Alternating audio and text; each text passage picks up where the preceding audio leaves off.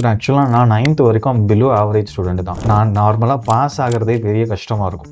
But 10th என்ன ஆச்சு அப்படின்னு சொல்லி பார்த்தீங்கன்னா, எல்லாரும் என்ன வந்து பிலோ ஆவரேஜ் அப்படின்னு சொல்லக்கூடிய கண்டிஷனை நம்ம எஜுகேஷன் சிஸ்டத்தில் ஏதோ ஒரு ஃப்ளாஸ் இருக்குது. அப்போ இண்டிபெண்டன்சி இன் லேர்னிங் அப்படிங்கிறது நம்ம வந்து எந்த கோச்சிங் இன்ஸ்டியூட்ஸுமே நம்ம சொல்லித்தரதே கிடையாது. இஃப் நம்ம அதை சொல்லித்தரல அப்படின்னா அவனுக்கு மென்டல் ப்ரெஷர் இன்க்ரீஸ் ஆகுது. பிறந்த குழந்தைகளுக்கு என் குழந்தை சாப்பிடலை அப்படின்னு சொல்லி வீடியோ காமிச்சு அம்மா அப்பா ஊட்டுறாங்கல்ல, அங்கேயே வந்து அவங்களோட காக்னிட்டிவ் டெவலப்மெண்ட்டை வந்து கம்மி பண்ணுறாங்க அப்படிங்கிறது தான் பெரிய இஷ்யூவாக இருக்குது. இப்போ இருக்கிற சுச்சுவேஷனில் கோபப்படலை அப்படின்னா then you are not fit to be in the society. இன்னொருத்தர் சொல்கிறாங்க அதுக்காக நான் படிக்கிறேன்னு சொல்லி எந்த குழந்தையும் படிக்கக்கூடாது அப்படிங்கிற ஒரு விஷனுக்காக தான் I have started my own institution. Hi everyone, this is Ramana from RLB solution. நம்மளோட ஃபர்ஸ்ட் பாட்காஸ்ட் செஷனில் எஜுகேஷனல் தியரிஸ்ட் மிஸ்டர் சந்திரசேகர் சாரை இன்னைக்கு ஒரு இன்டர்வியூ பண்ண போகிறோம். வாங்க இன்டர்வியூக்குள்ளே போகலாம். Hi sir. Hi sir, good morning sir. உங்கள் ஜேர்னி இன்ஜினியரிங்லேருந்து சைக்காலஜி வரைக்கும் எப்படி ஸ்டார்ட் ஆச்சுன்னு கொஞ்சம் எக்ஸ்பிளைன் பண்ணுங்க. ஆக்சுவலாக நான் வந்து யூஜி ஜாயின் பண்ணுற வரைக்கும் வந்து ஐ டோன்ட் ஹாவ் சைக்காலஜி போகணும் அப்படிங்கிற மைண்ட் செட்லாம் எனக்கு கிடையவே கிடையாது. பட்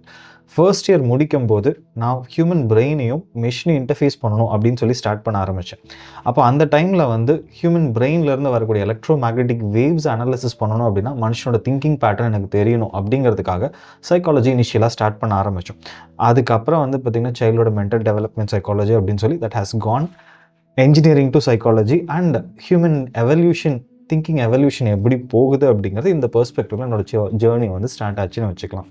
சார், நீங்கள் எஜுகேஷனை வந்து ஒரு நார்மல் டீச்சிங் மாதிரி பார்க்கல, ஒரு மைண்ட் இன்ஜினியரிங் மாதிரி பார்க்குறீங்க. அது ஏன்னு தெரிஞ்சுக்கலாமா? சார், ஜென்ரலாக வந்து எந்த பிஸ்னஸ் எடுத்துக்கிட்டாலுமே இந்த ஸ்டூடெண்ட்ஸ் தான் நாளைக்கு அவன் எம்ப்ளாயரோ இல்லை எம்ப்ளாயியோவோ வரப்போகிறான்.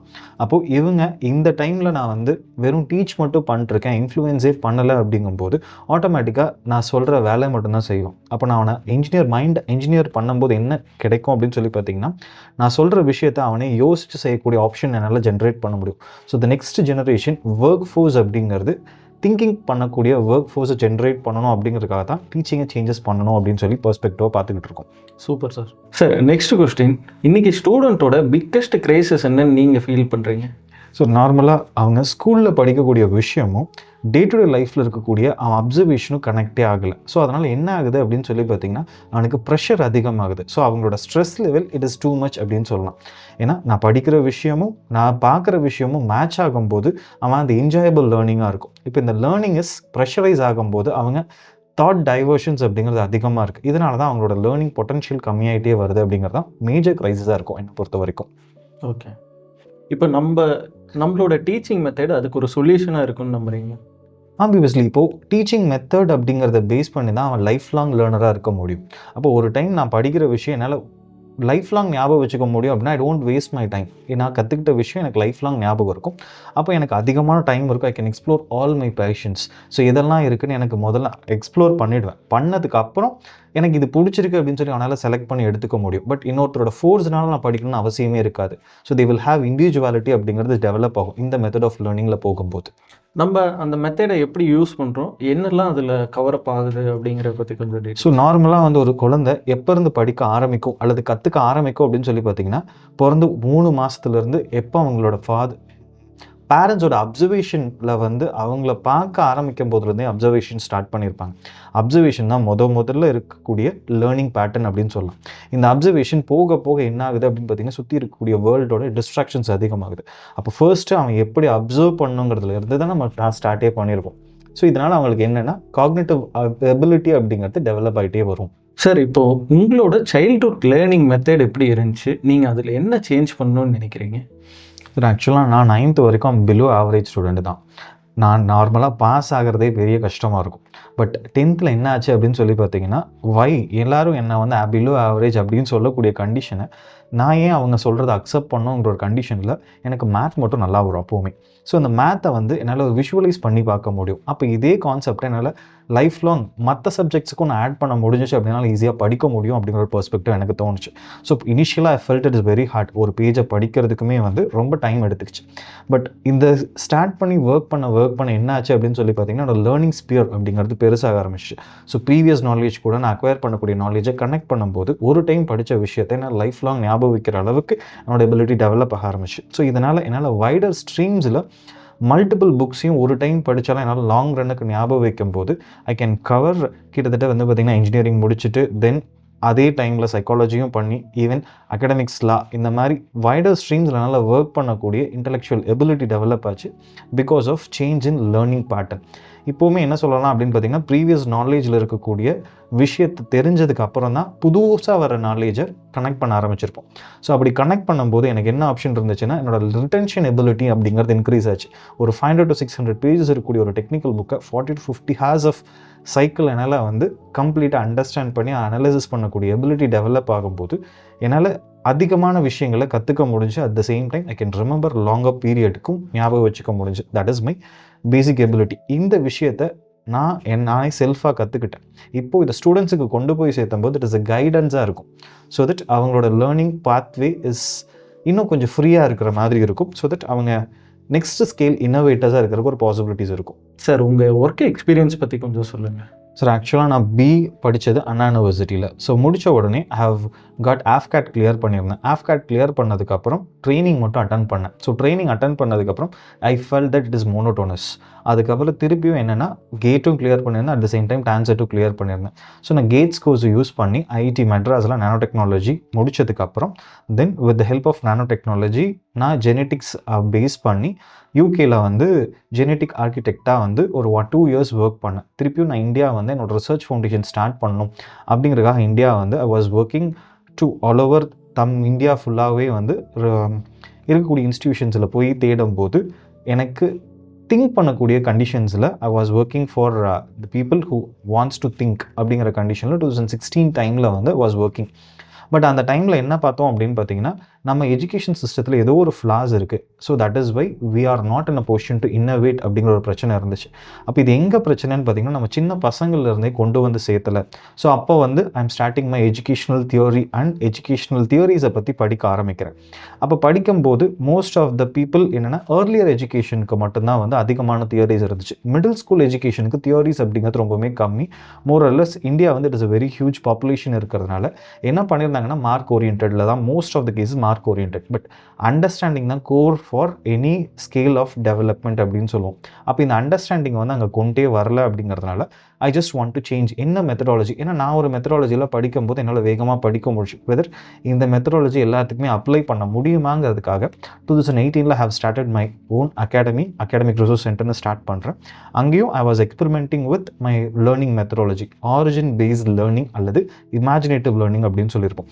எந்த விஷயத்தை தெரிஞ்சிருக்கணும் அப்படின்னாலும் they should know அது எதுக்காக நம்ம கண்டுபிடிச்சோம்.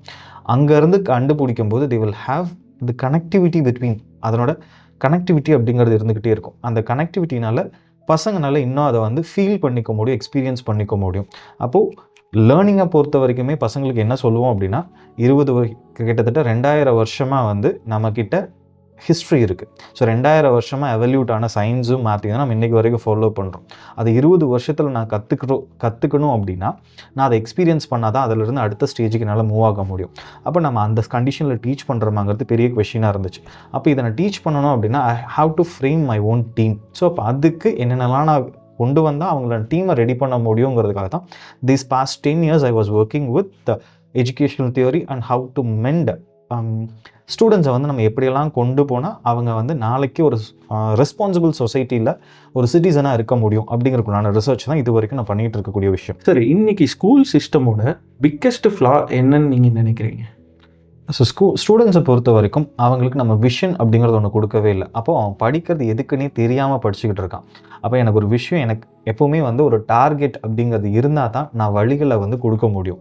பட் நான் ஏதோ ஒரு வழியில் போகிறேன். So I have multiple pathways, I will move in any pathway. அது எங்கே வேணாலும் கூட்டிகிட்டு போகலாம். They don't know what is the destination to achieve. இதுதான் வந்து விஷன் இல்லாத ஒரு எஜுகேஷன் சிஸ்டத்தை நம்ம வச்சுருக்கோம்.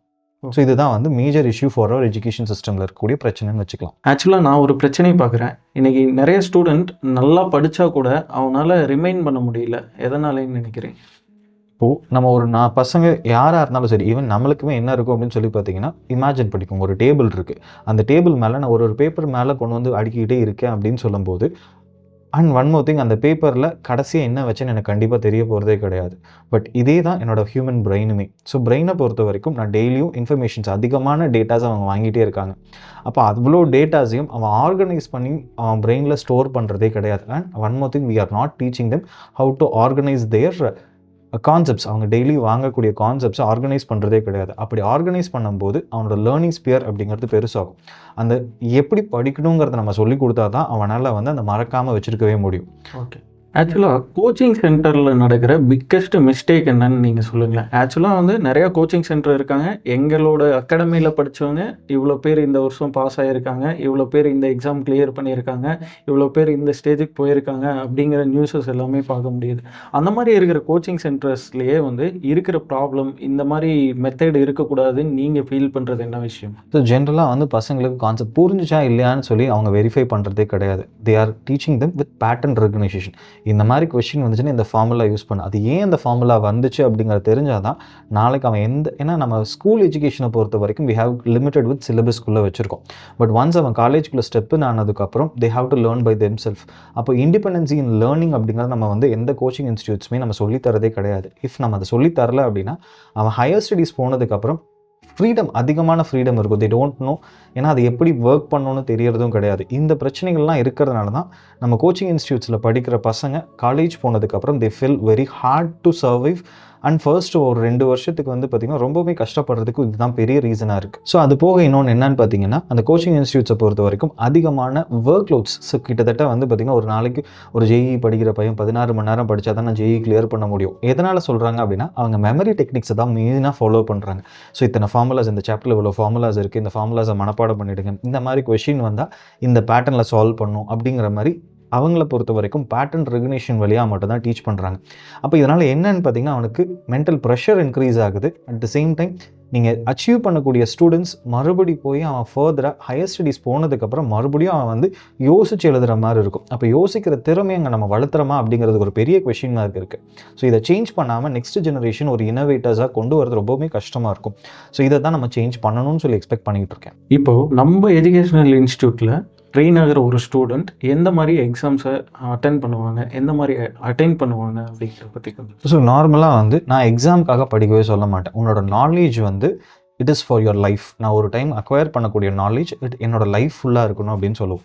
அப்போது ஒரு விஷயத்தை நான் ஏன் அதை படிக்கணுங்கிறது தான் ஸ்டார்ட்டே பண்ணுவோம். ஸோ அப்போது எந்த கான்செப்ட் இருந்தாலும் ஆரிஜின்லேருந்து அது எதுக்காக அதை கண்டுபிடிச்சாங்க, what is the impact on it, if அதை கண்டுபிடிக்கிறதுக்கு நான் அடுத்த ஸ்டேஜுக்கு நான் என்ன பண்ணால் எனக்கு வேலை அதை வந்து நான் இம்ப்ளிமெண்ட் பண்ண முடியும். அப்போது இன்னோவேஷன் அப்படிங்கிறது ஜென்ரேட் ஆகும். அப்போ அவனுக்கு வந்து ஒரு இண்டிபெண்டன்சி டெவலப் ஆகும். அண்ட் ஒன் மோர் திங், எங்கே போனாலும் அவன் தான் படிச்சாகணும். அப்போது ஒரு எக்ஸாம் நான் கான்செப்டை தெளிவாக இருக்கேன் அண்ட் நான் ஒரு இமேஜின் பண்ண முடியும். ஒரு கொஷின் கேட்டால் என்னால் கண்ண மூடி யோசிக்கும் போது என்னால் இமேஜின் பண்ணி அவருக்கு ஆன்சர் சொல்ல முடியும். அப்படிங்கும்போது அவன் எந்த காம்படிட்டிவ் எக்ஸாம்ஸ் வேணாலும் வித் ஹையர் கான்ஃபிடன்ஸில் எழுத முடியும். அண்ட் ஈவன் தட் நான் 100% எஃபர்ட் போட்டிருக்கேன் அப்படிங்கிறது. ஏன்னா 3 hours exam cannot decide his own intelligence அப்படிங்கிறதும் அவங்களுக்கு தெளிவாக தெரியும். But he will take up. அந்த எக்ஸாம்ஸ் எழுதும் போது அவங்களால நல்ல ஸ்கோர்ஸுமே எக்ஸ்பெக்ட் பண்ணி எடுக்க முடியும். இன்றைக்கி தேதியில் ஸ்டூடெண்ட்டுக்கு கான்சன்ட்ரேஷன் ப்ராப்ளம் நிறையாவே இருக்குது. அது ஏன்னு நீங்கள் நினைக்கிறீங்க? ஸோ அவங்களுக்கு டூ மெனி ஒர்க்ஸ் அப்படிங்கிறது. ஏன்னா நீங்கள் ஒரு பிஃபோர் 2005க்கு முன்னாடியெல்லாம் பார்த்தீங்கன்னா வி டோன்ட் ஹேவ் டிஜிட்டல்ஸ். அவங்களுக்கு அதிகமான டிஜிட்டல் டிஸ்ட்ராக்ஷன்ஸ் அப்படிங்கிறது இல்லாமல் இருந்துச்சு. ஸோ இன்றைக்கி வந்து ஆஃப்டர் கோவிட்க்கு அப்புறம் வந்து பார்த்திங்கன்னா அவங்களோட லேர்னிங் பேட்டர்னும் வேரி ஆயிடுச்சு. அட் த சேம் டைம் அவங்கக்கிட்ட எல்லா குழந்தைகிட்டையுமே இன்றைக்கி ஒரு மொபைல் ஃபோனோ இல்லை ஒரு கம்ப்யூட்டரோ கண்டிப்பாக வீட்டில் இருக்குது. அப்படிங்கும்போது they were too much attracted towards digital and flashy திங்ஸுக்கு அட்ராக்டிவாக இருக்கிறதுனால அவங்களோட கான்சன்ட்ரேஷன், ஏன்னா ஒரு நிமிஷம் நான் வெளியில் போயிட்டு வரும்போதே கிட்டத்தட்ட மறுபடியும் எனக்கு 20 நிமிஷம் அதில் வேஸ்ட் ஆகும். திருப்பியும் என்னோட கான்சன்ட்ரேஷன் ஸ்பேனை கொண்டு வரதுனால அப்போது என்னால் அன்கான்சன்ட்ரேட்டட் ஒர்க், அதனால் எனக்கு புவர் ரிட்டென்ஷன் இருக்குது. இதுதான் மேஜர் இஷ்யூவாக இருக்குது. ஆக்சுவலாக ஃபோன் அடிக்ஷன் பிரெயினை எப்படி அஃபெக்ட் பண்ணணும்னு நினைக்கிறீங்க? ஓகே, இப்போ நார்மலாக வந்து பார்த்திங்கன்னா ஒரு குழந்தை ஒரு ஃபோன் யூஸ் பண்ணுறாங்கன்னு வச்சுக்கோங்க. அவங்களுக்கு நான் கொடுக்க வேண்டிய இன்ஃபர்மேஷன், நான் ஒரு இன்ஃபர்மேஷன் கொடுத்துருப்பேன், அதை அவங்க இமேஜின் பண்ணணும்னு சொல்லலாம். இப்போ ஒரு 3 வயசு குழந்தைக்கு நான் அனிமேஷனை காமிச்சேன் அப்படின்னா நான் இதைத்தான் என்ன இமேஜின் பண்ணுங்கன்னு சொல்கிறேன். அப்படிங்கும்போது அவங்க அந்த அனிமேஷனில் வந்த பிக்சரை தான் இமேஜின் பண்ணுவாங்களோ தவிர அவங்களோட இமேஜினேட்டிவ் எபிலிட்டி அப்படிங்கிறது ட்ராப் ஆகுது. இந்த இமேஜினேட்டிவ் எபிலிட்டி ட்ராப் ஆகுறதுனால நம்ம புதுசாக ஒரு புது கான்செப்டை அவன் பார்க்காத ஒரு கான்செப்டை சொல்லும் போதும் தே வாண்டட் பிக்டோரியல் ரெப்ரசன்டேஷனோ இல்லை ஒரு வீடியோ ரெப்ரசன்டேஷனோ இருந்தால் தான் அவனால் விஷுவலைஸே பண்ண முடியும். அப்போ அந்த விஷுவலைசிங் எபிலிட்டி அப்படிங்கிறதே நம்ம பசங்கிட்ட கம்மி பண்ணிடுறோம் இந்த ஃபோன் காமிக்கிறதுனால. ஈவன் மெயினாக வந்து பார்த்திங்கன்னா பிறந்த குழந்தைகளுக்கு என் குழந்தை சாப்பிடலை அப்படின்னு சொல்லி வீடியோ காமிச்சு அம்மா அப்பா ஊட்டுறாங்கல்ல, அங்கேயே வந்து அவங்களோட காக்னிட்டிவ் டெவலப்மெண்ட்டை வந்து கம்மி பண்ணுறாங்க. அப்படிங்கிறது தான் பெரிய இஷ்யூவாக இருக்குது. ஆக்சுவலாக நிறைய பேரண்ட்ஸ் வந்து குழந்தைங்கள படிக்கணும்னு சொல்லி ரொம்ப ப்ரெஷர் பண்ணுறாங்க. அந்த மாதிரி ப்ரெஷர் பண்ணுறனாட்டி குழந்தை என்ன மாதிரி டிஃபிகல்ட்டிஸ் எல்லாம் ஃபேஸ் பண்ணுறாங்க சொல்லுங்கள். ஆக்சுவலாக ஒரு குழந்தையோட லேர்னிங் பேட்டர்னுமே டிஃப்ரெண்ட்டாக இருக்கும். மோஸ்ட்லி நம்ம என்னென்னா சோஷியலாக பார்க்கும்போது இன்னொரு குழந்தை கூட கம்பேர் பண்ணி தான் என் குழந்தை படிக்குதா இல்லையான்னு சொல்லி வெரிஃபை பண்ணுறோம். என்னோட குழந்தையோட பொட்டன்ஷியல் என்னங்கிறது என்னைக்காச்சும் அந்த பேரண்ட் வந்து அந்த குழந்தை கூட உட்காந்து பேசியிருந்தாங்க அப்படின்னா அவங்களோட குழந்தைக்கு என்ன பிடிக்கும்னு தெரிஞ்சிருக்கும். எப்போவுமே நம்ம வந்து ஒரு பிடிச்ச விஷயத்துலேருந்து தான் நீங்கள் எல்லாத்தையுமே கனெக்ட் பண்ணி கொண்டு வரணும்.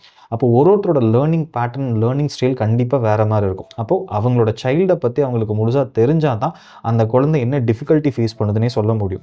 இப்போ learning is not an unified solution கிடையாது. எல்லாத்துக்குமே ஒரே மாதிரி இருக்கக்கூடிய சொல்யூஷனை வச்சு நம்ம வந்து ஒரு குழந்தைக்கு சொல்லியே தர முடியாது. பிகாஸ் இப்போ இருக்கக்கூடிய சுச்சுவேஷனில் அவங்களுக்கும் அதிகமான இன்ஃபர்மேஷன், அவங்க அப்பா அம்மா ப்ராசஸ் பண்ண இன்ஃபர்மேஷனை விட அதிகமான இன்ஃபர்மேஷன் அவங்க ப்ராசஸ் பண்ணிருக்காங்க. அப்போ அவங்கள பொறுத்த வரைக்கும் மேஜர் டிஃபிகல்ட்டி அப்படின்னு பார்த்தீங்கன்னா இந்த வர்ற இன்ஃபர்மேஷனை நான் எப்படி சார்ட் அவுட் பண்ணி ஸ்டோர் பண்ணணும் அல்லது எப்படி அனாலிசிஸ் பண்ணணுங்கிறத நம்ம கூட இருந்து கைட் பண்ணும்போது தான் அவங்களால லேர்னிங் பண்ண ஸ்டார்ட் பண்ண முடியும். ஓகே, இப்போது இன்னொரு கொஸ்டின் சார். ஆக்சுவலாக என்னோட ட்ரெஸ்ட்டை வந்து ஃபோக்கஸாக நான் கன்வெர்ட் பண்ண முடியுமா? ஒரு கோபத்தை நான் ஃபோக்கஸாக கன்வெர்ட் பண்ண முடியுமா? கண்டிப்பாக. ஆங்கர் அப்படிங்கிறது வந்து பார்த்திங்கன்னா it is an unrefined raw energy அப்படின்னு சொல்லலாம்.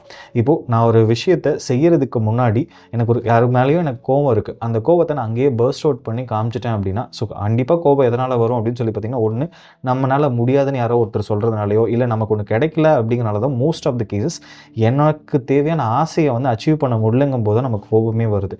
அப்போ இந்த கோபத்தை நான் எங்கே காமிச்சா என்னால் வந்து அதை ஆக்கப்பூர்வமாக யூஸ் பண்ண முடியும். அதே எனர்ஜி என்னோட இன்னொரு எனக்கு க்ரோத்தாக யூஸ் பண்ணக்கூடிய எனர்ஜியில் கொண்டு போய் அவங்க காமிச்சாங்க அப்படின்னா கண்டிப்பாக அதை க்ரோ பண்ண முடியும். பட் ஆனால் இதுக்குண்டான கண்டிஷன்ஸையும் சின்ன வயசுலேருந்தே நம்ம கொண்டு வரும்போது தான் அவங்களால ஆங்கர் மேனேஜ்மெண்ட் அப்படிங்கிறதுமே இருக்கும். ஸோ மோஸ்ட்லி எல்லாருமே என்ன சொல்லுவாங்கன்னா ஆங்கர் தப்புன்னு சொல்லுவாங்க. பட் ஆங்கரை கரெக்டான இடத்துல காமிக்கும் போது you can grow in an exponential ஸ்கேல்னு கூட வச்சுக்கலாம். ஓகே, அப்போ கோவப்படுறது கரெக்டுன்னு சொல்கிறீங்க? கண்டிப்பாக கோவப்படலாம். பட் எப்போ காமிக்கணும் அப்படிங்கிறது தான் இருக்குது. ஸோ கோவப்படுறதே எப்போவுமே கோவமே படலைன்னு வச்சுக்கோங்க. இப்போ இருக்கிற சுச்சுவேஷனில் கோவப்படலை அப்படின்னா then you are not fit to be in the society. Sir ஆக்சுவலாக இப்போது ஃபோக்கஸ் பற்றி பேசுனாட்டி ஆங்கர் மேனேஜ்மெண்ட் பற்றி பேசுனாட்டி கேட்குறேன். இன்றைக்கி வேர்ல்டில், இன்றைக்கி டிஜிட்டல் வேர்ல்டில் குழந்தைகளுக்கு நிறையா தாட்ஸ் வந்து மைண்டுக்குள்ளே வரும். நிறையா ரீல்ஸ் கன்சியூம் பண்ணுறாங்க, டிவி பார்க்குறாங்க, இல்லை மொபைல் ஃபோன் கண்டினியூஸாக யூஸ் பண்ணுறாங்க. நிறையா தாட்ஸ் வரும். அந்த தாட்ஸ்லாம் எப்படி ஆர்கனைஸ் பண்ணலாம் அப்படின்னு உங்களோட பர்ஸ்பெக்டிவ் என்னங்கிறது? ஸோ ஜென்ரலாக நீங்கள் ஒரு பசங்கிட்டையும் நீங்கள் செய்கிற விஷயத்தில் 2 விஷயம் உனக்கு இருக்கான்னு சொல்லி அவங்களவே கொஷின் கேட்க வைங்க. ஸோ இந்த rules are very simple, the students will follow. அல்லது எந்த குழந்தையாக இருந்தாலும் உங்களால் ஃபாலோ பண்ண வைக்க முடியும். ஆஸ் தம் சிம்பிள் கொஷின். ஸோ ஒரே ஒரு கொஷின் மட்டும் கேளுங்க. நீங்கள் செய்கிற விஷயத்தினால உன் பாடிக்கோ இல்லை உன் மைண்டுக்கோ என்ரிச்மெண்ட் இருக்குன்னா கண்டிப்பாக you are free to do it. அப்போது ஒரு விஷயத்தை நான் செய்யும்போது ஒன்று என் உடம்பு, தட் மீன்ஸ் ஃபிசிக்கல் பாடியை இன்க்ரீஸ் பண்ணணும், அல்லது ஃபிசிக்கல் பாடி ஹெல்த்தியாக வச்சுக்க ஹெல்ப் பண்ணணும், இல்லைனா மைண்டை எனக்கு மாற்றி யோசிக்கிற ஹெல்ப் பண்ணணும். பட் நீங்கள் இந்த ஷார்ட்ஸோ ரீல்ஸோ வந்து நான் 1 மணி நேரம் பார்த்தா எனக்கு 2-3 கண்டென்ட் கிடைக்கும். பட் நான் 60 கண்டென்ட்டை ப்ராசஸ் பண்ணியிருப்பேன். அப்போ என் பிரெயினில் 60 டிஃப்ரெண்ட் செட் ஆஃப் இன்ஃபர்மேஷன்ஸ் இருக்குது. ஆனால் அந்த 60 செட் ஆஃப் இன்ஃபர்மேஷன் என் பிரெயினில் போய் ஸ்டோரே ஆக போகிறது கிடையாது. இன்றைக்கி பார்க்குற விஷயம் அவனுக்கு மறந்துடும். அப்போ they should know that their value of டைமை வந்து நீங்கள் எவ்வளோக்கு எவ்வளோ அவங்கக்கிட்ட நீங்கள் ஸ்பெண்ட் பண்ணுறீங்களோ, பேரண்ட்டாக இருந்து நீங்கள் எவ்வளோ டைம் ஸ்பெண்ட் பண்ணுறீங்களோ they will know the value of time. ஏன்னா நீங்கள் ஒர்க் பண்ணுறதோ இல்லை நம்ம என்ன பண்ணாலும் நாளைக்கு என் குழந்தை நல்லா இருக்கணும் தான் எல்லாருமே வேலை செஞ்சுக்கிட்டு இருக்கோம். அப்போ நீங்கள் அந்த டைம் அவங்க கூட ஸ்பெண்ட் பண்ணாமல் you want to teach only the value of time அப்படின்னா பசங்களால் அது கண்டிப்பாக ஒத்துக்கவே முடியாது. ஓகே, அப்போ நீங்கள் வந்து நீங்கள் பார்க்குற டைமை வந்து அவங்க கூட ஸ்பெண்ட் பண்ணீங்க அப்படின்னாலே they will know the value of time. அப்போ அந்த டைம்லேருந்து அவன் பாடிக்கோ இல்லை அவன் மைண்டுக்கோ தேவையான விஷயத்தை மட்டும் அவன் செய்கிறதுக்கு பழகிடுவான். ஆட்டோமேட்டிக் இந்த டிஜிட்டல் டிஸ்ட்ராக்ஷன் தான் அவன் வெளியில் வர முடியும். Okay okay, thank you sir. Sir இப்போது ஒரு கோச்சிங் கிளாஸ் இருக்குது. கோச்சிங் கிளாஸ்க்கும் கோச்சிங்க்கும் மென்டர்ஷிப்புக்கும் என்ன டிஃப்ரெண்ட்டு நீங்கள் சொல்லுங்கள். சரி, சிம்பிளாக நீங்கள் ஒரு சினாரியோ எடுத்துக்கோங்க. உங்களை 2 பசங்க இருக்காங்க. ஒருத்தங்க நம்ம கொஷினை கொடுத்துறோம். ஸோ கொஷினை கொடுத்துட்டு அவனுக்கு ஆன்சர் தெரியல. நம்ம ஆன்சரை டேரெக்டாக கொடுத்துட்டோம் அப்படின்னா தென் அந்த இடத்த பொறுத்த வரைக்கும் ஹி நோஸ் தி ஆன்சர் அப்படிங்கிறது மட்டும்தான் இருக்கும். இன்னொரு சுச்சுவேஷனில் என்ன பண்ணுவோம் அப்படின்னா அவனுக்கு ஆன்சர் தெரியல, but we will ask another question which directs him to achieve the answer. அப்போ நீங்கள் எந்த கொஷனுக்குமே ஆன்சர் கொடுக்க மாட்டோம், டேரெக்டாக ஆன்சர் கொடுக்க மாட்டோம். we will make them to think in a different perspective. அப்போ அவனே அந்த ஆன்சருக்கு வரும்போது he will get a new experience. அந்த எக்ஸ்பீரியன்ஸ் தான் ஆக்சுவலாக லேர்னிங் அப்படின்னு சொல்லுவோம். அவனுக்கு ஆன்சர் தெரியறது முக்கியமே கிடையாது, ப்ராசஸ் தான் அங்கே வந்து வெரி இம்பார்ட்டன்ட். கோச்சிங்ஸை பொறுத்த வரைக்கும் ஐ வாண்ட் ப்ராடக்ட் தான் எனக்கு இம்பார்ட்டன்ட். பட் மென்டர்ஷிப்பை பொறுத்த வரைக்கும் எனக்கு ப்ராசஸ், அவனை எவ்வளோ ட்ரான்ஸ்ஃபார்ம் பண்ணியிருக்கேங்கிறது தான் எனக்கு இம்பார்ட்டன்ட். ஆல்வேஸ் திஸ் ட்ரான்ஸ்ஃபர்மேஷன் தான் வந்து அவனை நாளைக்கு ஃப்யூச்சரில் ஒரு நல்ல லீடராக கொண்டு போக முடியும். Okay, super sir. ஆக்சுவலாக மென்டர்ஷிப் பற்றி இப்படி ஒரு கிளாரிட்டியை நம்ம பார்த்ததே இல்லை. தேங்க்யூ சார், இதை எங்ககிட்ட ஷேர் பண்ணதுக்கு. ஓகே சார், ஆக்சுவலாக இந்த 23 மினிட்ஸ் ரூல் கான்செப்ட் நல்லா சொல்கிறாங்க, அதை பற்றி கொஞ்சம் சொல்லுங்கள். சார், நார்மலாக வந்து நம்ம ஒரு வேலை செய்கிறோம், இல்லை நான் ஒரு வேலையிலேருந்து இன்னொரு வேலைக்கு நான் ஸ்விட்ச் பண்ணுறேன் அப்படிங்கும்போது நார்மலாக வந்து ஒரு ஆவரேஜ் ஹியூமன் பீயிங்க்கு என்ன டைம் எடுத்துக்கும் அப்படின்னு பார்த்தீங்கன்னா, நான் இதில் ஒரு வேலையிலேருந்து கான்சென்ட்ரேட் பண்ணி ஒரு வேலை செஞ்சுட்டு இருக்கும்போது சடனாக இன்னொரு வேலைக்கு நான் போய் கான்சென்ட்ரேட் பண்ணுறேன் அப்படின்னா உங்கள் பிரெயினில் இருக்கக்கூடிய எல்லாத்தையும் உங்கள் கான்சென்ட்ரேஷனை ஸ்விட்ச் பண்ணுறதுக்கு இட் டேக்ஸ் 23 மினிட்ஸ் அப்படின்னு சொல்லுவோம். இது வந்து உங்கள் ப்ராக்டிஸ் மூலியமாக கம்மி பண்ண முடியும். பட் நார்மலாக ஒரு ஆவரேஜாக இருக்கக்கூடிய ஒரு பீப்புளுக்கு வந்து இட் டேக்ஸ் அந்த கம்ப்ளீட்டாக ட்ரான்ஸ்ஃபார்ம் பண்ணுறது. அதுவும் மெயினாக இந்த பசங்களுக்கு பொறுத்த வரைக்கும் லேர்னிங் பண்ணுறவங்களுக்கு ஒரு கான்செப்ட்லேருந்து இன்னொரு கான்செப்ட்டுக்கு போகிறதுக்கே வந்து டேக்ஸ் 23 மினிட்ஸ் எடுத்துக்கும். அப்போ நான் ஒரு விஷயத்தை பண்ணிகிட்ருக்கேன், சடனாக நான் ஒரு விஷயத்துக்கு போயிட்டு திருப்பி இதுக்கு வந்தேன் அப்படின்னா நான் முன்னாடி பண்ண எந்த விஷயமுமே எனக்கு கனெக்டிவிட்டியே இருக்காது. So that is why we want to have digital இல்லாத ஒரு லேர்னிங் என்விரான்மெண்ட்டை உங்கள் பசங்களுக்கு கொடுத்தீங்கன்னா அவங்க வந்து படிக்கிறதுக்கு பெட்டராக இருக்கும் அப்படின்னு சொல்லுவோம். இன்னொரு கொஸ்டின் சார், மல்டி டாஸ்கிங் வந்து பண்ணுறது கரெக்டாக இல்லை வந்து தப்பான விஷயமா? சார், ஆக்சுவலாக நம்ம மல்டி டாஸ்கிங் பண்ணுறதுக்கு முன்னாடி நம்ம எவ்வளோக்கு எவ்வளோ என்னால் ஃபோக்கஸ் பண்ண முடியுங்கிறது டிஃப்ரென்ஸ் இருக்கும். இப்போ இதுக்கு எக்ஸாம்பிள் வந்து பார்த்திங்கன்னா, நான் என்னால் வந்து சைமல்டேனியஸில் ஒரு ஆடியோ புக்கு கேட்டுட்டு என்னால் டெக்னிக்கலாக சால்வ் பண்ண முடியும். பட் நான் 20 வருஷமாக இமேஜினேட்டிவ் லேர்னிங் அப்படிங்கிற ப்ராசஸை ஃபாலோ பண்ணியிருக்கேன். அப்போ இதே விஷயத்தை வந்து நான் ஒரு சின்ன ஒரு குழந்தைகிட்ட என்னால் சொல்ல முடியாது. ஏன் அப்படின்னா அவங்க வந்து கிட்டத்தட்ட நம்ம பசங்க சொல்லுவாங்க, நான் பாட்டு கேட்டே கிளாஸ் எழுதுனேன் அப்படின்னு சொல்லி. அவனோட ஃபர்ஸ்ட் டைம் எழுதும்போது, ஏன்னா பார்த்து எழுதும்போது ஃபர்ஸ்ட் டைம் அந்த இடத்துல ஜஸ்ட் காப்பிங் மெக்கானிசம் தான் நடக்குமோ தவிர அவங்ககிட்ட இருக்கக்கூடிய உள்ள என்ன எழுதணுங்கிறது கூட தெரியாது. அப்போ multi tasking can be done once if உங்களுக்கு மென்டல் கிளாரிட்டி அப்படிங்கிறது தெளிவாக இருக்கும்போது மல்டி டாஸ்கிங் பண்ணலாம். பட் ஆனால் நம்ம ஸ்கூல் ஸ்டூடெண்ட்ஸுக்கு multi tasking is not advisable அப்படின்னு சொல்லி வச்சுக்கலாம். Super sir. ஓகே, டீப் ஒர்க்னா என்ன, அதை பற்றி கொஞ்சம் கிளாரிட்டி கொடுங்க சார். நார்மலாக இப்போ வந்து பார்த்திங்கன்னா 16 மணி நேரம் ஒரு பையன் படிக்கிறான். ஜேஇயை பொறுத்த வரைக்கும் 16 மணி நேரம் நான் படித்து தான் அச்சீவ் பண்ணுறேன்னு சொல்கிறான். அப்போது இதே விஷயத்தை வெறும் 3 மணி நேரம் 4 மணி நேரத்தில் ஒரு நாளைக்கு நான் ஒர்க் பண்ணிட்டு என்னால் அதை அச்சீவ் பண்ண முடியும். அப்போ என்னென்னா என்னோடய கான்சன்ட்ரேஷன் அந்த 4 மணி நேரத்தில் நான் அந்த விஷயத்தை செய்கிறேன்னு இருக்கும். அப்போ அந்த 4 மணி நேரத்தில் நான் செஞ்சு முடித்த விஷயத்தை என்னால் லைஃப் லாங் ரிட்டைன் பண்ண முடியுது அப்படின்னா மிச்சம் இருக்கக்கூடிய 12 மணி நேரம், 16 மணி நேரத்தில் மிச்சம் இருக்க 12 மணி நேரம் என்கிட்ட அவைலபிள் இருக்கும். அதை நான் மற்ற ஸ்கில்ஸ், என்னோட பேஷன்ஸுக்கு, நான் படித்த விஷயத்தை இம்ப்ளிமெண்ட் பண்ணி பார்க்குறது எல்லாத்துக்கும் யூஸ் பண்ணும்போது அதிகமான டைம் எனக்கு கிடைக்கும். ஸோ ஒரு ஒர்க்கை நான் ஒர்க்காக பார்க்காம நான் கான்செப்சுவல் அண்டர்ஸ்டாண்டிங்கோட, இது எந்த ஃபீல்டுக்கு வேணாலும் நீங்கள் எடுத்துக்கலாம். ஸோ நீங்கள் ஒரு பிஸ்னஸ் பண்ணுறவங்களா இருந்தாலும் சரி, நான் பண்ண வேண்டிய ஒர்க் ப்ரியாரிட்டைஸ் பண்ணி ஷெட்யூல் பண்ணியிருக்கும் போது நான் எந்தெந்த ஒர்க்கை என்னென்ன டைமில் முடிக்கணும்னு தெரியும். அந்த டைமில் அந்த ஒர்க்கை மட்டும் கம்ப்ளீட் பண்ணாலே they can have ample time to spend with family கூடயும் ஸ்பெண்ட் பண்ணலாம். அட் த சேம் டைம் அவங்களோட பர்சனல் ஸ்கில்ஸையும் டெவலப் பண்ணிக்கலாம். ஸோ இப்போ டீப் ஒர்க் அப்படிங்கிறது இல்லை அப்படின்னா உங்களுக்கு க்ரோத் வந்து ஸ்லோ ஸ்கேலில் இருக்கும். ஓகே ஓகே, இதை வந்து டெய்லி ஸ்டூடெண்ட் ஃபாலோ பண்ணுறதுக்கு ஈஸியஸ்ட் ஃபோக்கஸ் மெத்தட் ஏதாவது இருக்கா சார்? ஸோ நார்மலாக என்ன சொல்லுவோம் அப்படின்னு பார்த்தீங்கன்னா, ஒரு 40 மினிட்ஸ் ஸ்டடி சைக்கிளில் வச்சுக்க சொல்லுவோம். ஸோ இந்த 40 மினிட்ஸ் ஸ்டடி சைக்கிளில் ஆனால் அவன் முன்னாடியே பிளான் பண்ணியிருக்கணும். ஸோ இந்த 40 மினிட்ஸில் இதை கற்றுக்க போகிறேன் அப்படிங்கும்போது எப்போவுமே வந்து ஒரு 40 மினிட்ஸ் ஸ்டடி சைக்கிளில் first the have to start with curiosity. So இந்த கியூரியாசிட்டிங்கிறது எதை பேஸ் பண்ணியிருக்கோம் அப்படின்னா, நான் இன்றைக்கி படிக்கிற கான்செப்டை டே டு லைஃப்பில் எங்கே அப்ளை பண்ணுறேன், அந்த கியூரியாசிட்டி. அப்புறம் அந்த கான்செப்டோட என்டையர் ஃப்ரேம் ஒர்க். நம்ம பசங்க என்ன பண்ணுவாங்க, எல்லாத்தையுமே எடுத்து ஹைலைட் பண்ணி வச்சுருப்பாங்க. பட் ஒரு சாப்டர் ஃபுல்லாக படித்ததுக்கப்புறம் அவன் கண்ணை மூடி யோசிக்கும் போது ஒரே ஒரு கோர் கான்செப்டை பேஸ் பண்ணி தான் மற்ற எல்லாமே ஃபில்லர்ஸ் இருக்கும். அப்போது இந்த கோர் கான்செப்ட் ஐடென்டிஃபை பண்ண பழகிட்டாங்கனாலே அவங்களால என்ன பண்ணிட முடியும் அப்படின்னு சொல்லி பார்த்தீங்கன்னா, லாங் ரன்னுக்கு இதை ஞாபகம் வச்சுக்க முடியும். ஸோ இதுதான் வந்து நம்ம ப்ராசஸ் பண்ண வேண்டிய விஷயம் அப்படின்னு வச்சுக்கலாம். சார், ஆக்சுவலாக பேரண்ட்ஸ் குழந்தைங்க கிட்ட பண்ணக்கூடிய பிக்கெஸ்ட் மிஸ்டேக் என்னன்னு நீங்கள் நினைக்கிறீங்க? அது நார்மலாக வந்து ஒன்று டைம் ஸ்பெண்ட் பண்ணுறது கம்மி பண்ணிட்டாங்க. ஏன்னா நான் அவங்களுக்காக தான் வேலை செய்கிறேன் அப்படின்னு சொல்லி டைம் ஸ்பெண்ட் பண்ணுறது கம்மி பண்ணிட்டாங்க. இன்னொன்று மேஜர் இஷ்யூன்னு பார்த்தீங்கன்னா, நான் பெஞ்ச் மார்க் அப்படின்னு சொல்லி ஒன்று வச்சுருப்போம். நான் என் குழந்தைக்கு நீ இதை அச்சீவ் பண்ணால் நான் உன்னை வாங்கித்தரேன் அப்படின்னு சொல்லி சொல்லியிருப்பாங்க. பட் ஆனால் என்ன பண்ணிடுவாங்க அப்படின்னு சொல்லி பார்த்தீங்கன்னா, அவன் அச்சீவே பண்ணலைனாலும் ஃபர்ஸ்ட் டைம் சரி ஓகே நீ இவ்வளோ எஃபர்ட் போட்டிருக்கேன்னு சொல்லி வாங்கி கொடுக்கும்போது ஆட்டோமேட்டிக்காக அவங்க என்ன பண்ணிடுறாங்களோ அவங்க பேஸ் லைன் வந்து கீழே வந்துடுறாங்க. நெக்ஸ்ட் டைம் அந்த பசங்களுக்கு என்ன தோணுது அப்படின்னா, நான் அச்சீவ் பண்ணலைனாலும் எனக்கு கிடைக்கும், then why should I want to work heart.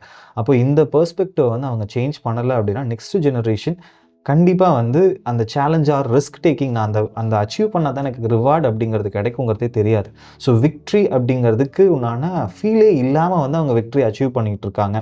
So இதுதான் வந்து பேரண்ட் வந்து அவங்களுக்கே தெரியாமல் பண்ணக்கூடிய மேஜர் பிரச்சனையாக இருக்குது. இப்போ அதோட இன்னொரு இஷ்யூவை நான் பார்க்குறது, கம்பேர் பண்ணுறது ஸ்டூடெண்ட் மைண்டில் எந்த மாதிரி ஒரு அஃபெக்ட் ஏற்படுத்தும்? சரி, இதை முன்னாடியே சொல்லிட்டோம். ஃபர்ஸ்ட்டு என்ன சொல்லியிருந்தேன் அப்படின்னு சொல்லி பார்த்தீங்கன்னா, எந்த குழந்தையுமே வந்து நீங்கள் படிக்கிற மெத்தட் வேறு இருக்கும்னு சொல்லியிருந்தோம். அப்போ ஈச் ஒன் ஆர் யூனிக். அப்போ நீங்கள் ஒருத்தர் ஒரு மெத்தடில் படிக்கிறாங்க அப்படின்னா அவங்க அந்த மெத்தடில் அவங்க சக்ஸஸ்ஃபுல்லாக இருக்கலாம். பட் இவங்களுக்கு நீங்கள் மெத்தட் ஐடென்டிஃபையே பண்ணி கொடுக்கல அப்படிங்கிறது அந்த குழந்தையோட பிரச்சனையாக இருக்கும். அப்போது நீங்கள் வந்து கம்பேர் பண்ணுறதோ ஒரு லேபிள் பண்ணுறதோ வந்து இட் இஸ் நாட் அட்வைசபிள். ஏன்னா எந்த குழந்தையுமே பிறக்கும்போது பிரில்லியன்ஸோ நேச்சுரல் பிரில்லியன்ஸ் அப்படிங்கிறது எந்த டேர்மே கிடையாது. அவங்க எவ்வளோ தூரம் விடாமுயற்சியோட அதை ட்ரை பண்ணுறாங்கிறத பேஸ் பண்ணி தான் இருக்கும். அப்போ நீங்கள் ப்ராசஸை தான் வந்து ப்ரைஸ் பண்ணுமோ தவிர you should not define the end product. ஏன்னா இன்றைக்கி அவன் நீங்கள் பண்ணக்கூடிய ஒரு சப்போர்ட்ஸுமே நாளைக்கு அவன் க்ரோ ஆக ஹெல்ப் பண்ணுமோ தவிர it should not provide hindrances provide பண்ணவே கூடாது அப்படின்னு சொல்லலாம். ஆக்சுவலாக இன்னொரு டவுட் இருக்குது சார். இப்போ குழந்தைங்களுக்கு மோட்டிவேஷனல் அதிகமாக கொடுக்குறதா இல்லை டிசிப்ளின் சொல்லி கொடுக்குறதா, அதை பற்றி சார் ஆக்சுவலாக டிசிப்ளின் அப்படிங்கிறது நான் ஒரே வேலையை நான் யாரோட கண்டிஷன்ஸ் இல்லாமல் நான் என்னோட வேலைகளை நான் செஞ்சுட்டே இருந்தேன்னா that is what my discipline அப்படின்னு சொல்லுவோம். பட் ஆனால் மோட்டிவேஷன் இல்லாமல் நீங்கள் அந்த ப்ராசஸ் இனிஷியேட்டே பண்ண முடியாது. அப்போது ஒரு குழந்தைக்கு நீங்கள் ஃபர்ஸ்ட்டு மோட்டிவேஷன் கொடுக்கணும். அப்போ அந்த மோட்டிவேஷனை வச்சு அவன் 4 நாள் வேலை செய்வான். 5ஆவது நாள் நீங்கள் மறுபடியும் மோட்டிவேஷன் கொடுத்து தான் ஆகணும். அது அவனோட ப்ராசஸ் ரெகுலராக அவன் மைண்டில் வந்து ரொட்டீன் ஆகிற வரைக்கும் we have to give motivation கொடுத்து தான் ஆகணும். ஸோ நார்மலாகவே நமக்கே வந்து பார்த்திங்கன்னா ஒருத்தரோட வீடியோ பார்த்துட்டு ஓகே நாளைக்கு நான் ஒர்க் அவுட் பண்ணணும் அப்படின்னு சொல்லி நம்ம மைண்ட் செட்டில் வச்சுருப்போம். பட் ஒரு 4 நாளைக்கு அப்புறம் பார்த்திங்கன்னா என்னால் எந்திரிக்கவே முடியாது. மறுபடியும் ஒருத்தர் யாராச்சும் மோட்டிவேட் பண்ணால் தான் நம்மளே அந்த ஒர்க்கை செய்வோம். இதே தான் பசங்களுக்குமே. நீங்கள் அந்த அவங்களோட டிசிப்ளினாக சேஞ்ச் ஆகிற வரைக்கும் நம்ம மோட்டிவேட் பண்ணி தான் ஆகணும். Okay okay okay sir. Sir ஆக்சுவலாக பேரண்ட்டுக்கும் சைல்டுக்கும் கம்யூனிகேஷன் எப்படி இருக்கணும்னு நீங்கள் சொல்கிறீங்க? சார் இப்போ வந்து பார்த்திங்கன்னா நான் இப்போது ஃப்ரம் ஃபீட்டல் ஸ்டேஜிலேருந்து நான் வந்து பேரண்ட்ஸையும் சரி ஸ்டூடெண்ட்ஸையும் வந்து ட்ரெயின் பண்ணிகிட்ருக்கேன்.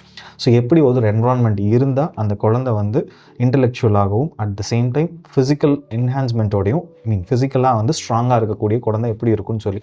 அப்போது ஒரு குழந்தை வந்து பார்த்திங்கன்னா மதரோட ஃபீட்டல் ஸ்டேஜ் ப்ரெக்னெண்ட்டாக இருக்கும்போது 3 மாதத்துலேருந்தே வந்து they start to observe with the help of mother's எமோஷன்லேருந்து கற்றுக்க ஆரம்பிப்பாங்க. அப்போ ஃபர்ஸ்ட் டில் ஏஜ் ஆஃப் 10 வரைக்குமே என்னவாக இருக்கணும்னா என்ன தான் இன்ஃப்ளூயன்சஸ் வெளியிலேருந்து கொடுத்தாலும் that has to be con only via parents மூலியமாக மட்டும்தான் அவங்களுக்கு இன்ஸ்ட்ரக்ஷன்ஸ் போயிருக்கணும். அப்போ தான் பேரண்டல் பாண்டிங் அப்படிங்கிறது ஸ்ட்ராங்காக இருக்கும். இந்தியாவை பொறுத்த வரைக்கும் இன்றைக்கும் இந்த யூனிட்டி இருக்கிறதுக்கு main reason parental bonding. But இந்த ரீசெண்டாக இருக்கக்கூடிய 10 இயர்ஸில் வந்து பார்த்திங்கன்னா இந்த பேரண்டல் பாண்டிங் அப்படிங்கிறது ரொம்பவுமே கம்மியாகிட்டே வருது. மெயின் ரீசன் என்ன அப்படின்னா both the parents are working. என் பையனுக்கு வந்து நான் நல்ல எஜுகேஷன் கொடுக்கணும் அப்படிங்கிறதுக்காக தே ஆர் சேயிங் தட் என்னோட டைம் எல்லாத்தையும் நான் ஒர்க்காக சாக்ரிஃபைஸ் பண்ணுறேன்னு சொல்லி. பட் ஆனால் அந்த டைம் பசங்க கூட இல்லை அப்படின்னா அவங்களுக்கு உண்டான பாண்டிங்கே இல்லாமல் போயிடும். அப்போ 10 வயசு வரைக்காச்சும் வந்து parents has to give instructions. எந்த இன்ஸ்ட்ரக்ஷன்ஸாக இருந்தாலும் வெளியிலேருந்து வாங்குகிற இன்ஃபர்மேஷன்ஸையும் பேரண்ட்ஸ் மூலியமாக தான் ஸ்டூடெண்ட்ஸுக்கு கொண்டு போகணும் அல்லது குழந்தைக்கு கொண்டு போகணும் அப்படின்னு சொல்லலாம். Okay sir. ஸோ அப்போ தான் வந்து அவங்களோட கனெக்டிவிட்டி அப்படிங்கிறது லைஃப் லாங் இருக்கும். Okay sir. இப்போ ஏஆர்சி அதுதான் உங்கள் ஆர்கனைசேஷன் இல்லைங்களா? Academic resource centre. இது ஸ்டார்ட் பண்ணுறதுக்கு உண்டான விஷன் என்ன சார்? சார் ஆக்சுவலாக வந்து நான் ஏன் அகாடமிக் ரிசோர்ஸ் சென்டர்னு பேர் வச்சேனே ஒரு கண்டிஷன்ஸ் இருக்கும். ஏன்னா வந்து நான் என்னோட நேம்லேயோ இல்லை எனக்கு தெரிஞ்சவங்க நேம்லேயோ வச்சுருக்கேன் அப்படின்னா இதை நான் வந்து ஜென்ரலாக வந்து என்னென்னா பீப்புளுக்கு வந்து தேவையான நாலேஜை கொண்டு போய் சேர்த்துக்குண்டான சென்டராக தான் வச்சுருக்கணும்னு சொல்லி எக்ஸ்பெக்ட் பண்ணேன். அப்போ இதில் மெயின் விஷன் என்ன அப்படின்னு பார்த்தீங்கன்னா நெக்ஸ்ட் ஜெனரேஷன் எனக்கு இன்னோவேட் பண்ணுறக்கோ திங்க் பண்ணக்கூடிய ஸ்டூடெண்ட்ஸை ஜென்ரேட் பண்ணணும். அப்படிங்கும்போது அதுக்காக தான் நான் இதை ஸ்டார்ட்டே பண்ணுறேன்னு வச்சுக்கலாம். என்னோடய விஷன் அப்படின்னு சொல்லி பார்த்தீங்க அப்படின்னா at least next 10 years the students should know நான் எதுக்கு படிக்கிறேன்னு அவனுக்கு முதல்ல தெரியணும். நான் ஏன் படிக்கிறேன், நான் என்னவா ஆகணும் அப்படின்னு சொல்லி they should have and clear vision for their future. So இன்னொருத்தர் சொல்கிறாங்க அதுக்காக நான் படிக்கிறேன்னு சொல்லி எந்த குழந்தையும் படிக்கக்கூடாது அப்படிங்கிற ஒரு விஷனுக்காக தான் have started my own institution. Okay okay. ஆக்சுவலாக we engineer how student think அப்படின்னு சொல்லி மென்ஷன் பண்ணுறீங்க. அது எப்படின்னு கொஞ்சம் எக்ஸ்பிளைன் பண்ணுங்க. ஆக்சுவலாக வந்து இப்போது நீங்கள் ஒரு ஸ்டூடெண்ட் எப்படி யோசிக்கணும் அப்படிங்கிறத வந்து நம்ம வைக்கிறோம் அப்படின்னு சொல்லியிருக்கேன். பட் ஆனால் அதை வந்து எப்படியெல்லாம் அவன் யோசிக்கலாம் அப்படிங்கிறத பேஸ் பண்ணி தான் நம்ம கொடுத்துருப்போம்.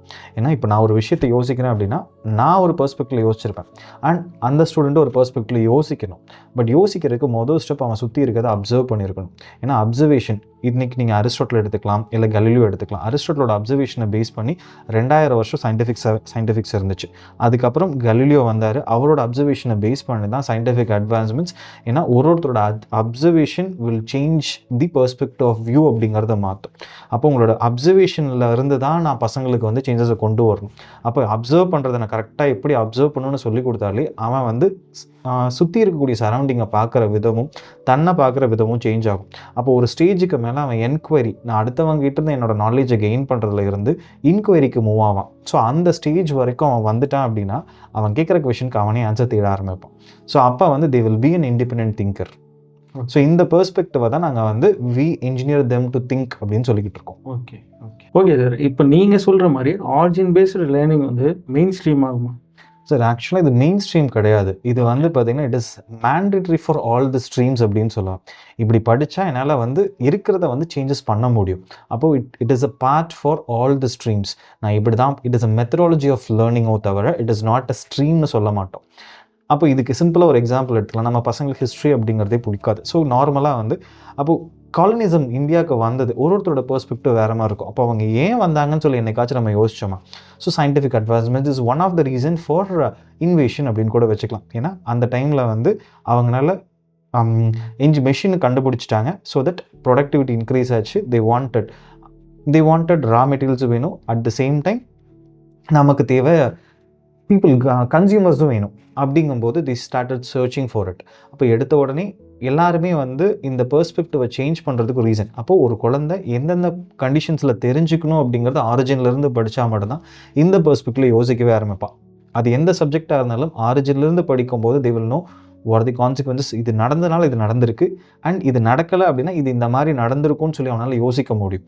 So that they will have thinking ability in other பெர்ஸ்பெக்டிவ்ஸில் கொண்டு வர முடியும். அதனால தான் origin based methodology is common for all the streams அப்படின்னு சொல்லியிருப்போம். ஓகே. இப்போது டார்க் லேப் இல்லை ஸ்கில் ஃபோர்ஜ் லேப் பற்றி கொஞ்சம் சொல்லுங்கள் சார். ஆக்சுவலாக வந்து நான் ஏஆர்சி அப்படிங்கிறத 3 விங்ஸாக பிரேக் பண்ணேன். ஸோ ஒன்று வந்து பார்த்திங்கன்னா ஸ்கூல் ஸ்டூடெண்ட்ஸுக்கு ஃப்ரம் கிரேட் 1லேருந்து 12 வரைக்கும். ஸோ அது என்னென்னா EduBridge அப்படின்னு சொல்லியிருந்திருப்பேன். ஏன்னா எஜுகேஷனல் ஸ்கூல் எஜுகேஷனையும் இண்டஸ்ட்ரி காலேஜ் அல்லது இண்டஸ்ட்ரியல் எக்ஸ்பெக்டேஷனையும் நான் பிரிட்ஜ் பண்ணுறதுக்காக யூஸ் பண்ண கண்டிஷன் இஸ் EduBridge அப்படின்னு சொல்லி வச்சுருப்போம். ஸ்கில் ஃபோர்ஜ் அப்படிங்கிறது எதுக்காக அப்படின்னு பிளான் பண்ணோம் அப்படின்னா, இப்போ நம்ம காலேஜில் போயிட்டு இருக்க ஸ்டூடெண்ட்ஸுக்கு வந்து they don't have an exposure towards technical skillsக்கு வந்து எக்ஸ்போஷர் இல்லை. ஸோ மோர் ஆர்லெஸ் அந்த டெக்னிக்கல் ஸ்கில்ஸை வந்து எக்ஸ்போஸ் பண்ணுறதுக்காக ஸ்கில் ஃபோர்ஜ் அப்படிங்கிற ஒன்றும், டார்க் லேபை பொறுத்த வரைக்கும் ஐடிஐ ஆர் டிப்ளமோ படித்த ஸ்டூடெண்ட்ஸுக்கு ரியல் வேர்ல்டில் ஹவு டு ஒர்க். ஏன்னா நார்மலி தியரட்டிக்கல் ஒர்க்கை வச்சுட்டு பார்க்கும்போது தியரியில் நான் சால்வ் பண்ணக்கூடிய விஷயம் ப்ராக்டிக்கலில் பண்ணும்போது there will be lot of deviation. நான் லேபில் வந்து செய்யக்கூடிய ஒரு ப்ராஜெக்டை நான் ரியல் வேர்ல்டு கொண்டு வரும்போது அதனோட எஃபிஷியன்சி ட்ராப்ஸ் பை அட்லீஸ்ட் 30% ட்ராப் ஆகுது. அப்போ அவங்க வந்து ரியல் வேர்ல்டில் அது எப்படி சினாரியோ இருக்கும் அப்படின்னு சொல்லி தெரிஞ்சுக்கிறதுக்காக தான் வந்து இதை 3 விங்ஸாக பிரித்தோம். So 3 wings. First wing will primary focus on schools education. Second wing primary focus on ITI or diploma படிக்கிற ஸ்டூடெண்ட்ஸுக்கும்.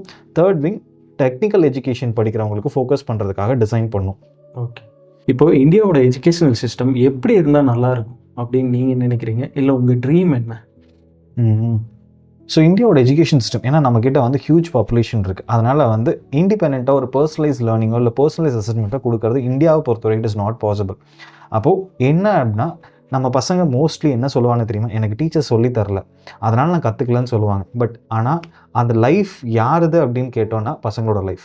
அப்போது நம்ம parents has to take up responsibility that உன் லைஃப்க்கு நீ வந்து பொறுப்பு அப்படிங்கிறத முதல்ல வந்து நம்ம பசங்களுக்கு சொல்லி தரணும். So that is your first condition. ரெண்டாவது கண்டிஷன், அவனை பொறுத்த வரைக்கும் நான் எதுக்கு படிக்கிறோங்கிறத ஸ்டார்ட் பண்ண ஆகணும். அண்ட் ஏன்னா இவங்க தான் நாளைக்கு டீச்சராக வர போகிறாங்க, இல்லை சம்டைம்ஸ் வந்து அடுத்த ஃபேஸ் ஆஃப் ட்ரெயின் பண்ண போகிறது இவங்க தான். அப்போ இவங்களுக்கு முதல்ல விஷன் அப்படிங்கிறது இருந்தால் தான் அடுத்த ஜெனரேஷன் யோசிக்கவே செய்ய முடியும். ஸோ ரைட் நவ் இப்போ இருக்கிற எஜுகேஷன் சிஸ்டமில் வந்து பார்த்திங்கன்னா தே ஹாவ் ஃபேக்ட்ஸ் வச்சுருக்கோம். அந்த ஃபேக்டை போய் எக்ஸாமில் எழுதுகிறோம். அந்த எக்ஸாமில் எழுதி முடிச்சதுக்கப்புறம் அடுத்த நாள் கேட்டால் அதை மறந்துடும். So there are very few people who has vision.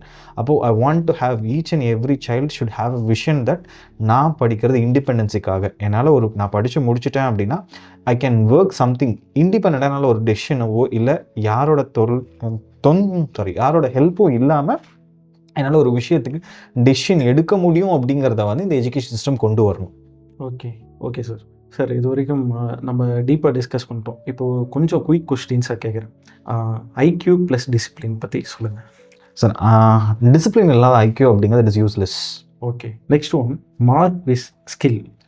Skill அப்படிங்கிறது இருந்துச்சு அப்படின்னா உங்களால் மார்க் ஈஸியாக அச்சீவ் பண்ண முடியும். பட் மார்க்கை வச்சுட்டு ஸ்கில் இருக்கான்னு சொல்லி உங்களால் ஜட்ஜே பண்ண முடியாது. இப்போ நான் ஒரு நியூ ஸ்கில்லை எக்ஸ்ப்ளோர் பண்ணுறேன், நான் புக்கை ரெஃபர் பண்ணுவேன் இல்லை யூடியூப்பில் சர்ச் பண்ணுவேன்? ஐடியா கிடைக்கிறதுக்கு நீங்கள் யூடியூப் போகலாம், பட் முழுசாக கற்றுக்கிறதுக்கு you have to rely only on book. இந்த ஒரு விஷயத்தை பேரண்ட்ஸ் இம்மிடியேட்டாக நிறுத்தணும் அப்படின்னா எதை சொல்லுவீங்க? என் குழந்தைய லேபிள் பண்ணுறது, அதாவது என்ன சொல்லுவோன்னா அறிவாளி, இன்டெலிஜென்ட், பிலோ ஆவரேஜ், ஆவரேஜ் அப்படின்னு மீன் பண்ணுறதை ஃபஸ்ட்டு நிறுத்திட்டாங்கனாலே அவங்களோட க்ரோத்தை ப்ராசஸ் பண்ணணும். ஓகே, சக்ஸஸ்க்கு உங்கள் டெஃபினிஷன் என்ன சார்? Continuous growth. ஓகே, ஏன்னா இன்றைக்கி நான் ஒரு விஷயத்தை அச்சீவ் பண்ணுறேன் அப்படின்னா அதோட முடிச்சிட்டோம் அப்படின்னா then automatically someone will surpass you. அப்போது யூ ஹாவ் டு கோல்ஸை வந்து நீங்கள் அப்கிரேட் பண்ணிட்டே இருக்கிறது தான் சக்ஸஸ் அப்படின்னு சொல்லுவோம். டாப்பர்னா உங்கள் பெர்ஸ்பெக்டிவில் யார் சார்? நான் தோத்தாலும் பரவாயில்ல, I am working in a different perspective and ஒரு டைம் நான் அதை விடாமல் ட்ரை பண்ணுவேன் அப்படிங்கிறவங்க தான் டாப்பர். ஸ்டூடெண்ட்டுக்கு உங்களோட ஃபைனல் மெசேஜ் என்ன சார்? ஸோ நார்மலாக எந்த விஷயத்தை பண்ணாலும் நான் ஏன் பண்ணுறேங்கிற விஷயத்தை தெரிஞ்சுக்கிட்டு always they should be open to ask questions. ஏன்னா எந்த அளவுக்கு அந்த குழந்தை கொஷின் கேட்குறானோ அந்த அளவுக்கு உனக்கு நாலேஜ் வளரும். இன்னொருத்தர் சொல்கிற இன்ஃபர்மேஷன்ஸ்னால மட்டும் குழந்தையோட நாலேஜ் வளர போகிறது கிடையாது. 2 விஷயத்தில் நாலேஜ் வளரும். ஒன்று நம்ம கொஷின் கேட்கறதுனாலையும், இல்லை குழந்தை கொஷின் கேட்குறது. குழந்தை கொஷின் கேட்கும்போது இன்னும் அவங்களோட க்யூரியாசிட்டி அதிகமாகும். So always a student must ask questions. பேரண்ட்ஸ்க்கு உங்களோட ஃபைனல் மெசேஜ் என்ன சார்? ஸோ அவங்களுக்கு 2 மெசேஜ் கொடுக்கலாம். ஒன்று வந்து they have to spend time with their kid so that அவங்க என்ன பண்ணுறாங்கன்னு சொல்லி அவங்க தெரிஞ்சுக்கணும். மொதல் கண்டிஷன். 2வது condition, they should give a place where they can explore. அவங்களுக்கு தேவை ஃப்ரீடம் டு எக்ஸ்ப்ளோர். அந்த ஃப்ரீடத்துக்கு உண்டான கைடன்ஸ் மட்டும் கொடுத்தாலே போதும். Okay sir. இப்போ ஃபைனலாக ஒன்று, எஜுகேஷ்னல் சிஸ்டம் இப்படி தான் இருக்கணும் அப்படின்னா நீங்கள் எதை மீன் பண்ணுறீங்க? ஸோ ஃப்யூச்சர் எஜுகேஷன் வந்து பார்த்திங்கன்னா ஃபர்ஸ்ட்டு வந்து அவனுக்கு வைடர் நாலேஜ் கொடுத்துருக்கணும். அதுக்கப்புறம் டெப்த் ஆஃப் நாலேஜ். எக்ஸாம்பிள், எனக்கு வந்து ஒரு 10th ஸ்டாண்டர்ட் பையன் படிக்கிற இப்போ ஃபர்ஸ்ட்லேருந்து 10th போகும்போது அவனுக்கு இருக்கக்கூடிய எல்லா ஃபீல்டும் அவனுக்கு தெரிஞ்சிருக்கணும். அதுக்கப்புறம் தட் சைல்டு ஷுட் செலக்ட் எனக்கு என்ன ஃபீல்டு பிடிச்சிருக்குன்னு சொல்லி அவன் செலக்ட் பண்ணுற அளவுக்கு வந்து நம்ம ஃப்ரீடம் கொடுத்துருக்கணும். அப்போது தே வில் ஹாவ் பர்சனலைஸ்ட் லேர்னிங் அப்படிங்கிறது அங்கே வந்திருக்கும். எனக்கு பிடிச்ச விஷயத்தை நான் எக்ஸ்ப்ளோர் பண்ணுறேன்.